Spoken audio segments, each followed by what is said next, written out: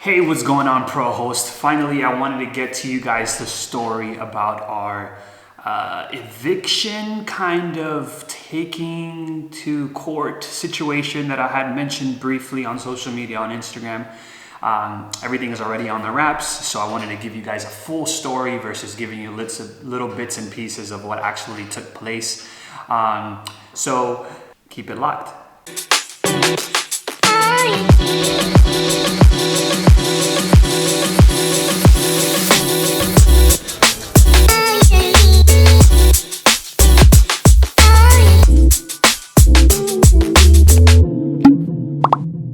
Alright, so before we get started, I just wanted to make sure that you guys make sure to like this video, subscribe if you haven't already. The reason I'm saying this in the beginning is because you get caught up, you listen to the video, you watch the video, and you forget to do that. So if you can, please go ahead and like it, and if you happen to not like it after, make sure you can feel free to unlike. But just so that you don't forget, go ahead and like it.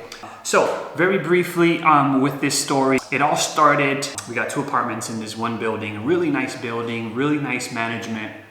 Everything was great. We moved in, we got booked the very first day that we actually listed the units, and everything was going phenomenal. We actually went on a Europe trip, my wife and I, and while we were on the trip is when everything started to kind of crumble.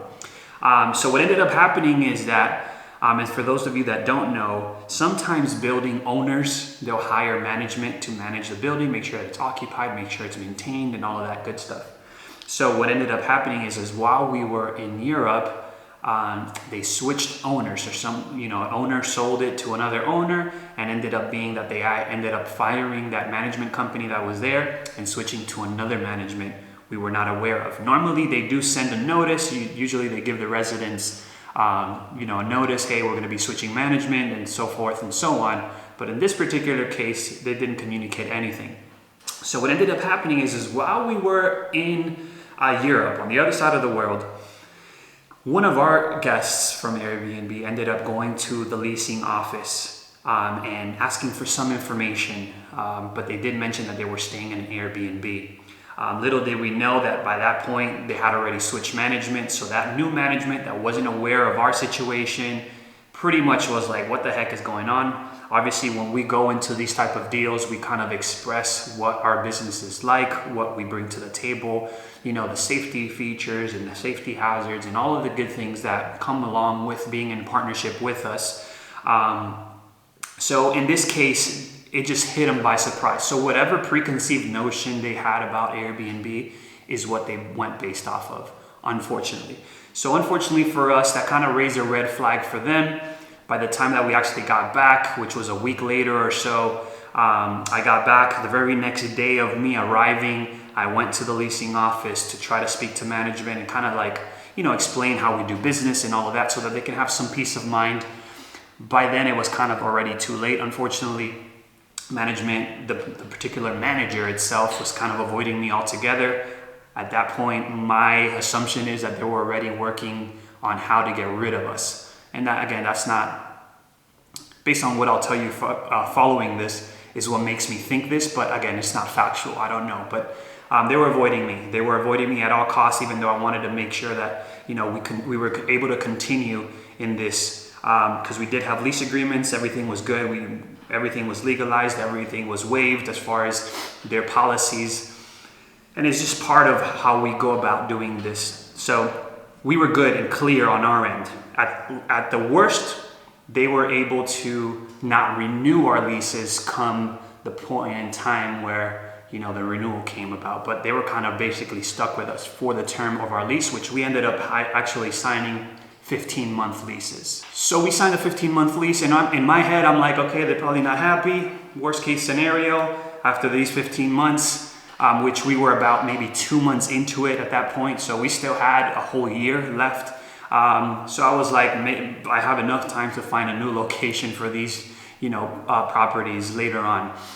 So long story short, because of the switch of management, what ended up happening is that they also switched banks. So I always make sure that our payments for our rents come out automatically. just because there's so many units. I don't want to go in there and manually do it, you know. So everything pretty much, I set it up on auto pay because I like to be punctual, but I also am very forgetful. So my self-awareness on that case is to make sure that everything is on auto pay, whatever I can make on auto pay. So that was the case. So what they were telling me, or what ended up happening is, on a regular day, I get a notice from one of our guests that was staying at one of those 2 properties over there, and they tell me that there was an eviction notice on the door. And I'm like, oh my gosh, what happened here now? So I get freaked out. I'm reading it. It's a screenshot. They took a picture of it and sent it to us. I'm reading it. And then it turns out to be that the reason why is for non-payment. So I look at it, I'm like, non-payment? Well, that's nothing. I thought it was going to be because, you know, we're doing Airbnb or whatever. But no, it was for non-payment. So I'm like, hey, that's an easy fix. That's not going to be a problem because I have auto pay. It's just maybe something happened. So I reached out to management, or reached out to the management company, and the manager still was avoiding me at all costs. I ended up speaking to the assistant manager, which is the person who actually had, I guess, the ability to speak with me or wanted to at that point. So, and he ended up telling me pretty much, in a nutshell, pretty straightforward is, hey, we're actually trying to part ways with companies like yours that have corporate leases that are doing Airbnb. So we are not going to accept any payments. We just want to pretty much just terminate this lease. And they have, within their rights, they have the ability of, you know, not accept payment and just ask for possession. So that is within them. But this is a unique scenario because we didn't voluntarily not make a payment. They made a switch. We never were notified of any type of payments being switched or, you know, anything. We never got notified. The only notification I received that our payment wasn't being drafted was that eviction notice that both of our guests got at that time. So long story short, I ended up having to show up in court, and I was going in there like, hey, I don't want this thing to go on my record. I have multiple properties that I can go into. The payment is not the issue. We have the money to make the payment. I try to resolve that within it. I ended up having to show up to court and kind of putting my 2 senses into it. And before it actually got into actual court, because there's different steps where we speak to their lawyer and then all this good stuff, I spent like 3-4 hours with them, or that first time that I went to court. And basically, after they realized that I had all of my things in order, they just said, listen, we're gonna remove all of your fees. We're gonna remove everything. We just want possession of the apartments. And at that point, I had to make a decision whether to fight it, because I could have stayed and remained there for the remainder of my lease because I didn't do anything wrong. And I could have fought the fact that, hey, I've never made any late payments. I've never had anything. I'm willing to pay. Here's the check, money orders. I got money orders, everything. So there was the willingness to cooperate on my end, but they were the ones that didn't. So I had to make the decision whether I wanted to kind of force that relationship or if I just wanted to get my stuff and go. And I decided to get my stuff and go. But I let them know, listen, there was a bunch of fees. There was like $500-600 worth of fees for non-payment, for this, that, and all court fees, all these different things that they wanted to charge us. But I decided to just leave that scenario altogether because I did have other buildings that I can go into. I wasn't confined to that. The only thing that it kind of hindered me on, or I kind of lost a little bit on, was on the moving because we had to pay for movers to move to the new locations, but it just so happens that the deals that I worked out to be moving those units to, I have 1 month free. So everything kind of ended up working itself out. And I just decided to extract myself from that situation versus forcing a relationship where they were going to find any little thing to, gotta get us out of there. So I just didn't want to be placed in that for a full year. But should I have wanted to be petty? Should I have wanted to pursue and make sure that we were being treated fairly?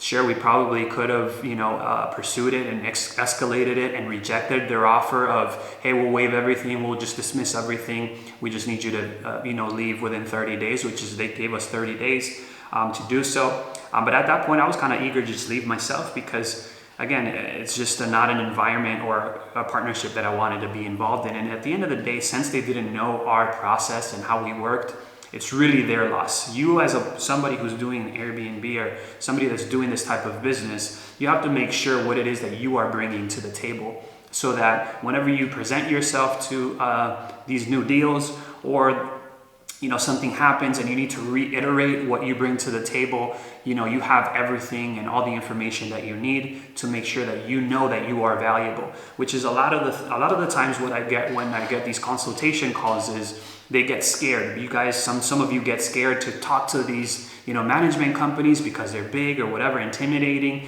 And the reason why I think most of you are doing this, or getting a little bit antsy or scared, anxiety, is because you don't know the value proposition that you have.